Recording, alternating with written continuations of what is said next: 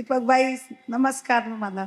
बरोबर. मी विजयमाला दिलीपराव बीडहून आलेले महाराष्ट्रातून. मी तुमचं निलुमाचं देहावसन झालं तेव्हा निरंकार बाबाचं ज्ञान घेतलेलं आहे. पण आता हे तुमचं ज्ञान घ्यायचं. मी 20 वर्ष झालं तुमचा टी व्हीवर सत्संग पाहते, पण आज तुमचं प्रत्यक्ष दर्शन झालंय हे माझ्या मनाला समाधान वाटलंय. जय सच्चिदानंद. हे घेऊ शकतात हा ज्ञान. हा घेऊ शकते ना. हो, काही हरकत नाही. तेच म्हणाली. जय सच्चिदानंद. जय सच्चिदानंद. हॅलो, बोलो गंगाधर कोल्हे नंदप्पा, बोला चंद्रपूर. मी आहे. बोला. जय जय सचिन. जय सच्चिदानंद. प्रश्न टाकलेला आहे. हा योगभ्रष्ट पुरुष म्हणजे काय? योगभ्रष्ट 250 डिग्रीवरती आला आहे माणूस. डेव्हलपमेंट त्याची समज आहे एवढी, आणि शरीर सुटून गेलं, देह सुटला, मृत्यू झाला. मग दुसरा जन्म जेव्हा घेणार तेव्हा ते जेवढं डेव्हलपमेंट आहे ते परत सुरू होणार. जैसं काही स्कूलमध्ये कोण मुला पडतो आहे आणि त्याला शरीराला काही फ्रॅक्चर झालं, ॲक्सिडेंट झाला, 1 महिना हॉस्पिटलमध्ये राहून आला, तो परत 5वीमधून त्याचं पढाई सुरू होणार. तर 5वीमध्ये तो होताच, आणि थोडं तकलीफ आली, परत 5वीमध्येच त्याला बसवणार आणि पुढे पढाई होत राहणार, अभ्यास होत राहणार. तर जेथे अटकला आहे तिथून परत सुरू व्हायचं त्याला योगभ्रष्ट म्हणतात. पश्चातापाची माहिती सांगा. हां, पश्चातापाची माहिती सांगा. पश्चाताप. हां पश्चाताप हे प्रतिक्रमण. हां मग काय कोणाला काहीतरी दुःख दिलं गेलं आपल्या वाणी, विचार, वर्तनमुळे, तर तुरंत आपल्याला समजायला पाहिजे का रे, मी कोणाला दुःख दिलं ते गलत आहे, तर माफी मागायची. त्याच्याचमध्ये शरीरमध्ये अंदर शुद्धात्मा बसला आहे. हे शुद्धात्मा भगवान या व्यक्तीला माझ्या वाणीपासून दुःख दिलं, त्याबद्दल मी क्षमा चाहतो, मला क्षमा करा, अशी गलती नाही करायची शक्ती द्या. ते आलोचना, प्रतिक्रमण, प्रत्याख्यान ते प्रायश्चितच्याहून जास्त उंच आहे. प्रतिक्रमण तर जास्त उंच आहे एकदम. प्रसाद ज्ञान घेणं म्हणजे किंवा प्रसादी घेणं हे एकच आहे का? काय? प्रसादी आणि ज्ञान नाही, प्रसादी अलग आहे. प्रसाद ज्ञान तर आत्मज्ञानची प्राप्ती होते, वेद विज्ञान म्हणतात त्याला.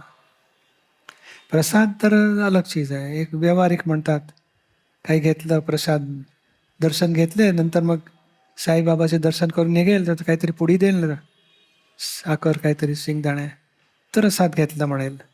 आणि आत्मज्ञान तर दादा भगवानची कृपामुळे आत्मज्ञान प्राप्त होते, ते अलग आहे.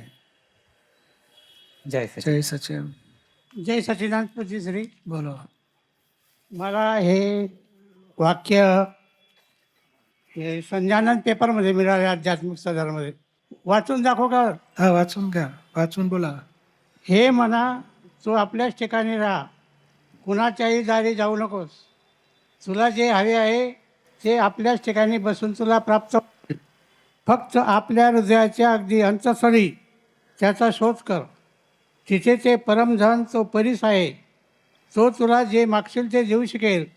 हे म्हणा, या चिंतामणीच्या दारापाशी असंख्य रत्ने विखुरलेले आहेत, तर हृदयाच्या अगदी अंतःस्थळी म्हणजे काय? हे मन बरोबर वाद करतात. कोण करतो काही माहिती नाही आपल्याला. म्हणजे तुम्ही ह्याच्याहून पुढे जा, स्वतःच्या आत्माची ओळख घ्या इथे, आणि मग मन, वचन, काया हे सगळं विनाशी आहे, ते काही मोक्षासाठी काम नाही लागणार. आत्माची जागृती मिळाली, त्याच्यामध्ये राहिला, तर तो खरा आत्मा होई. ते स्वतःही रत्नचिंतामणी आहे. आत्माची जेवढी जास्त भक्ती केली तर मुक्तीचा आनंद राहणार, सनातन सुख जो आपल्याला पाहिजे तेच निरंतर आत्माचा आनंद मिळेल. तो रस्ता पकडा आता. हे तर एक ॲडजस्टमेंट नाही, तुम्ही शोध करा. तर करायला तिथे हालत आहे बिघडलेली. करणार कसा आपण शोध? म्हणजे हे म्हणतात, पण प्रॅक्टिकली होऊ शकत नाही आहे. प्रॅक्टिकली तुम्ही या उद्या परवा आत्माचं ज्ञान घ्या, तुम्हाला पुढचा रस्ता मिळून जाईल. कसं आत्मामध्ये राहायचं आणि कसं संसार व्यवहार पूर्ण करायचं. पूज्यश्री आत्मज्ञान म्हणजे काय? Self realisation. हां, मी म्हणतात मी पी आर पाटील म्हणजे काय नाव आपलं? PR पाटील, पी म्हणजे पोपट पोपट. तर सचमुच तुम्ही पोपट आहे की तुमचं नाव पोपट आहे? नाव आहे. आता तुम्ही स्वतः कोण? आत्मा. हा, ते ओळखायचं आहे. हां. ते ओळखलं नाही, त्यामुळे सगळी भटकामुळे आहे संसारमध्ये. ते ओळखायचं आणि त्यामध्ये राहायचं. हो, मी तर PR पाटील नाही, मी तर शुद्धात्मा आहे. त्या पदमध्ये राहा. हळूहळू कर्म समताभावाने पुरा करा. मोक्ष मिळेल आपल्याला. समजलं ना? हो. आता दुसरं वाक्य बघा. हा, बघा, बोला. त्या एकमेव आत्म्याशी मानव जेव्हा एकत्व प्राप्त करतो हम्म. तेव्हा त्याला सर्व काही करणे शक्य होतं. बस आहे. जर विश्व त्याचा दास होऊन जातं. मग त्या एकमेव आत्म्याशी मानव जेव्हा एकत्व प्राप्त करतो. बस ते हेच तुम्हाला करून देणार उद्या. तुम्ही हे म्हणता की तुम्ही करा एकत्व आत्माची ओळख झाली नाही, कसं एकत्व करेल आत्मा बरोबर?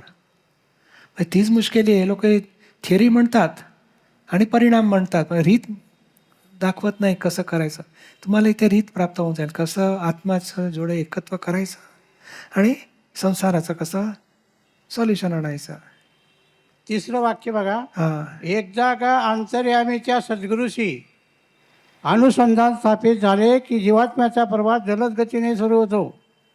तुमचे प्रश्न काही सेकंदातच सुटू लागतात. मग अंतर्यामीचा सद्गुरू म्हणजे कोण? अंतर्यामी आत्मसाक्षात्कार झालाय तसे सद्गुरू पाहिजे. सत याने अविनाशी आत्मा. सत ज्यांना प्राप्त झालाय त्याला सद्गुरू म्हणतात. पण अविनाशी आत्मा प्राप्त झाला पाहिजे आणि त्यांच्या शरणी गेले, त्यांच्या शरणमध्ये आले तर हे सगळं सॉल्युशन येणारच. म्हणजे तुम्ही इथे खरी जाग्यावरती आले आहेत. आता तुमचा ते आत्मसाक्षात्कारचा रस्ता उद्या आणि परवा आहे प्रोग्राम. ते इथे या आणि ते आत्मसाक्षात्कारचा प्रयोग इथे घ्या आणि मग मोक्ष पुरुषार्थ चालू करा. आज एक प्रश्न आहे पूज्यश्री. भावे गावे गीत, भावे गावे गीत शुद्ध करून या चित्त, तुझं भावा आहे देव तरी हा सोपाच उपाव. तुकाराम महाराजांनी म्हटले. बरोबर आहे. हां, इथे चित्तशुद्धी होऊन जाणार. चित्तशुद्धी झाली, आत्मशुद्धी झाली, सगळं इथे प्राप्त होऊन जाणार. तुझं भावा आहे देव म्हणजे काय? हा, तुझं भावा आहे देव.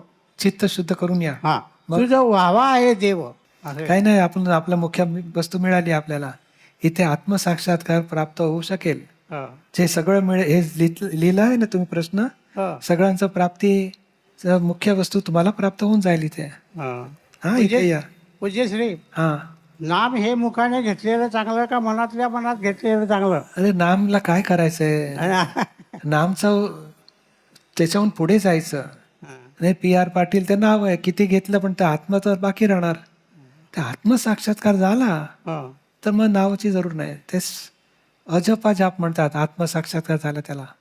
हे नामचं स्मरण जाप करायची जरूर नाही राहणार. अजपा जाप म्हणजे अविनाशीची जागृतीमध्ये तुम्हाला बसवून देणार. जय सच्चिदानंद. जय पूज्यश्री. सच्चिदानंद. जय सच्चिदानंद. माझं नाव सोपान नारायण चौधरी, वाशिम. बोला. परमपूज्य गुरुदेव हां, चरणी साष्टांग नमस्कार. माझा प्रश्न घरातील पत्नीमुळे सुना नाती यांच्यासोबत कसा व्यवहार करावा? कसा करावा हे सविस्तर पूर्ण आम्हाला सांगा. सविस्तर. हं. मुला आणि सून सगळे साथमध्ये राहतात का? हो, एकातच. एकाच घरी? हो. कोणाला दुःख द्यायचं नाही, कोणाची चुक्या बघायची नाही, बरं. एवढी जागृती ठेवायची. आणि मनामध्ये काहीतरी चुक्या दिसले कोणाचे, सूनचे काय मुलाचे का पत्नीचे, तर प्रतिक्रमण करायचं. आपण ज्ञान घेतलंय का तुम्ही? हां, बरं बरं. ज्ञान घेतलंय का? हो, घेतलं ना. हो, इथे लिहिलंय तुम्ही. मी ज्ञान अमरावतीमध्ये घेतले होते. हो. तेव्हापासून मी घरातील लहान ओऱ्यांचा आपल्यापासून दुःख होऊ नये हां, म्हणून शांतपणे व्यवहार करत आलो आहे. पण आता मला मोक्षातला जाण्याचा मार्ग सांगा, कारण माझे कोणी ऐकत नाही. ऐकत नाही. चांगलं झालं, सुटले आपण. ऐकायचं त्याला ठीक झालं. त्याला माझं सांगायची जरूरत नाही. तुम्ही बोला, मी ऐकणार. बरं. मी बोललो तुम्ही ऐका असं माझी इच्छा नाही. अपेक्षाच काढून टाका. आणि खाय प्यायला सगळं देतात ना, हो हो प्रेमाने राहतात ना सगळे. हो आपण पण प्रेमाने राहू त्यांच्याबरोबर. बर माझे एकत नाही आणि राहायचे असेल तर राहा, नाही तर निघून जा. राहायचं असेल तर राहा, नाही तर निघून जा. आपण आहे ना सोपानमधून निघून शुद्धात्मामध्ये या. हां हा शरीराचा हिसाब तर घरामध्ये राहायचं असेल, कुठे राहायचा हिसाब बांधून आणला आहे. आपण ध्येय करा. सोपान नारायण चौधरी त्यांना सांगायचं आपलं कर्माचा हिसाब पुरा करायसाठी जीवन आहे. असं कोणाचे दोष बघू नका, कोणाला दुःख देऊ नका. ठीक आहे. आणि ते काहीतरी वाईट बोलले तर आपण प्रतिक्रमण करायचं, माफी मत मागून घ्या मधामध्ये. ठीक आहे. हां, आणि तुम्ही त्यांची सेवा करायची असं घरामध्ये राहा. माझं जरूर आहे तुम्ही सेवा करीन, मला तुमची सेवा अपेक्षा नाही.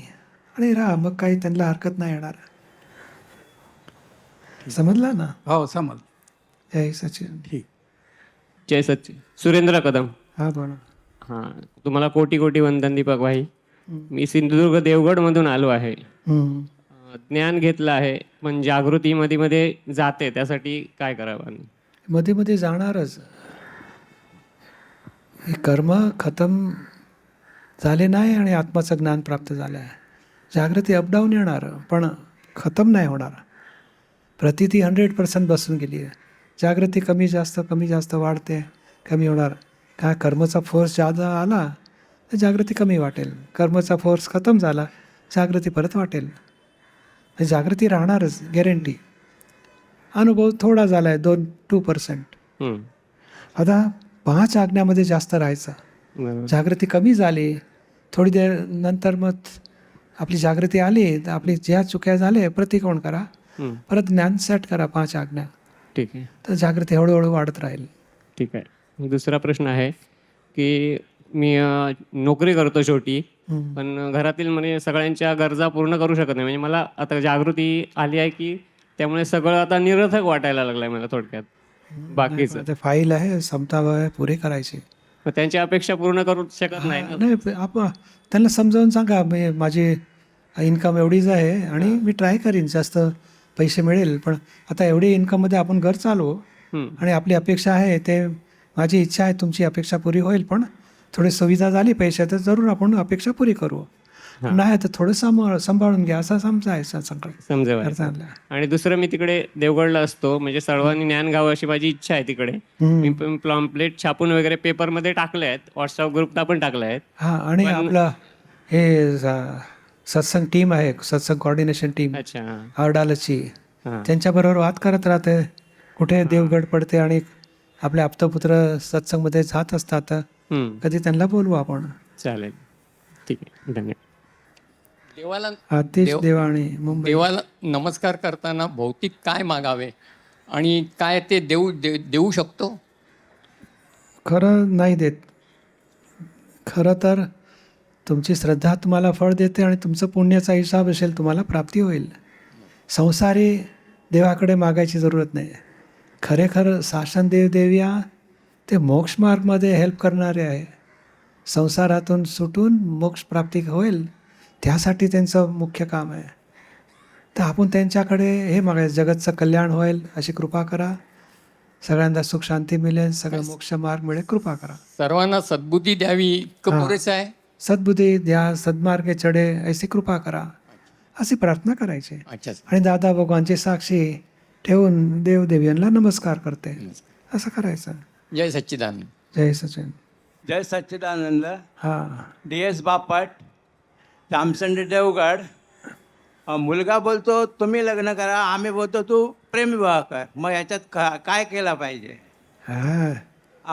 मुलगा आपण बोलतो असं तुम्ही बायकोला बघा आणि आम्ही बोलतो मुलगा बोलतो तुम्ही बघा. हॅलो, आपण प्रयत्न करायचं. हां, सांगायचं आम्ही कोणाचं काही लग्न असेल तर जायचं, आपलं मुला दाखवायचं, देखो सॅम्पल तयार आहे, तुम्ही काहीतरी विचार करा, माझ्या मुलासाठी काही कोई मुलगी तयार असेल तर मला दाखवा. बातचीत करत राहायची आणि त्याला कोण भेटेल तर तो प्रेम लग्न करून टाकेल. नाही भेटेल तर आपण प्रयत्न करायचा. म्हणजे दोन्ही साईडने करत राहायचा. नाही आपण दोन्ही साईड नाही, आपल्या तरफची एकच साईड, त्याची साईड त्यांनी सांभाळायची, आपली साईड आपण सांभाळा. त्याचा तो आपल्या माझा- जीवनमध्ये काय ते परिचय असेल ना माणसांचा, बरोबर. त्यांना सांगायचं "होय, आपला मोठा मूल झाला आहे, त्याला लग्नाची काहीतरी इच्छा आहे, तर काहीतरी चांगली पोरी दिसली तर सांगा मला." बरोबर. बघत राहायचं. ओके. जय सच्चिदानंद. हा, जय सच्चिदानंद. बोलो. हा, माझा प्रश्न असा आहे, मराठीतून आहे प्रश्न. हा, पूज्यश्रींच्या चरणी कोटी कोटी नमन.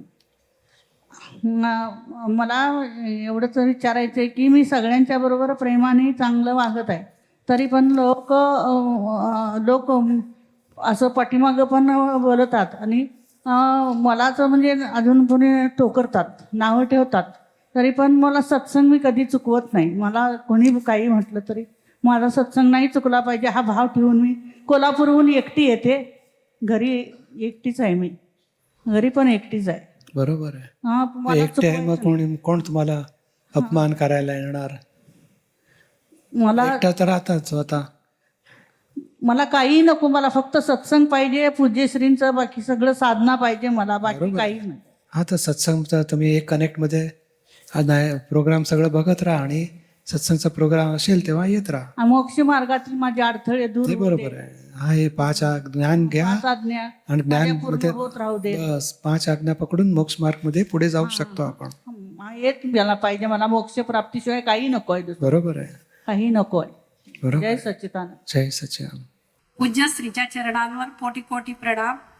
2020 मध्ये ऑनलाईन ज्ञान घेतलं आहे. हृदयामध्ये ज्ञानाचे बीज पेरले, त्याचा सांभाळ मोठे करण्याची शक्ती द्या.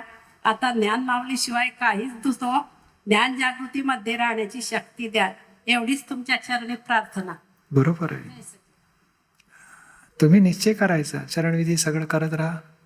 रोज सकाळी ते प्रातविधी सगळं लिहिलं आहे ते वाचायचं आणि शक्ती मागायची दादा भगवान पते, तर हे दशा आपल्याला मिळत राहील. जय सच्चिदानंद. संगीता गच्चा.